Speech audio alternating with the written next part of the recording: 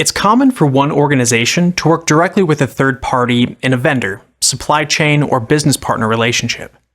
These relationships often require both parties' information systems to connect and integrate. Doing this exposes both networks to risks. You'll want to pay careful attention to the onboarding phase, the ongoing operations phase, and the offboarding phase of this third-party relationship. Let's take a look at the onboarding phase first. During this phase of the relationship, you'll want to sit down with individuals from the third-party organization.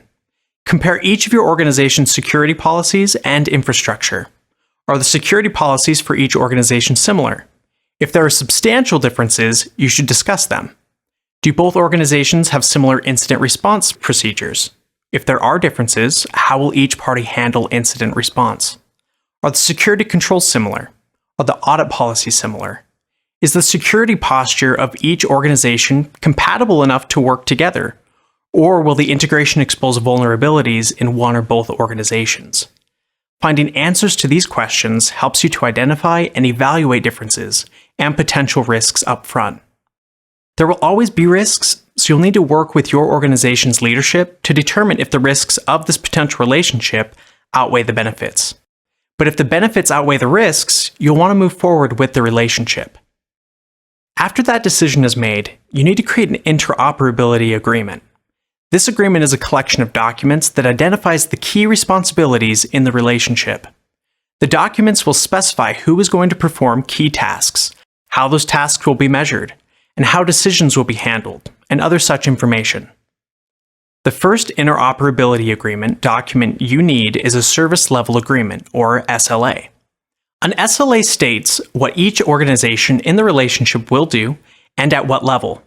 It may also define how disputes will be managed, provide warranties, specify disaster recovery procedures, and specify when the agreement will be terminated. Second, we need a Memorandum of Understanding, or MOU. An MOU provides a brief summary of the relationship. It describes which party is responsible for performing specific tasks. Basically, it says who's going to do what and when they'll do it. Next, we'll need a Business Partnership Agreement, or BPA. A BPA explains the rules surrounding the finances of the partnership. This could include details on how to handle contributions, withdrawals, financial reporting, and the profit and loss distribution. Another important document is the Interconnection Security Agreement, or ISA.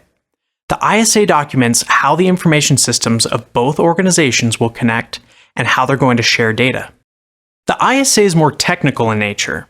The SLA and the MOU define the relationship, whereas the BPA and the ISA specify how the project work is going to take place. When onboarding is complete, you can start conducting business according to the terms of the agreement. During the ongoing operations phase, you want to keep an eye on several things. First, regularly verify compliance with the Interoperability Agreement documents. Make sure that each organization is doing what it said it would do. In addition, conduct periodic vulnerability assessments to verify that the shared network connections have not exposed or created some type of security weakness. You should also conduct regular security audits to ensure that organizations are following the security requirements contained in the Interoperability Agreement. Communication between the organizations is critical. Share the vulnerability assessment and security audit findings with everyone involved in the relationship in order to maintain risk awareness. When the operations phase is complete and you've reached the end of your agreement, you're ready to end the relationship. This process is called offboarding. From a technical standpoint, you'll want to reset or disable any open or shared connections that you may have with a third party. This could include VPNs, firewalls, or routers and switches that were set up to share information from your network. In addition, disable any domain trust relationships established between the organizations. Disable any user or group accounts used by third parties to access your organization's data. Finally, reset passwords used by the third party to access applications on your network. Leaving any of these doors open could potentially expose the information on your network.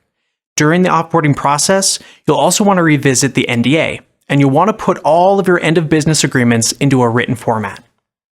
That's it for this lesson. In this video, we talked about managing third parties. We looked at the onboarding phase and the various documents commonly used.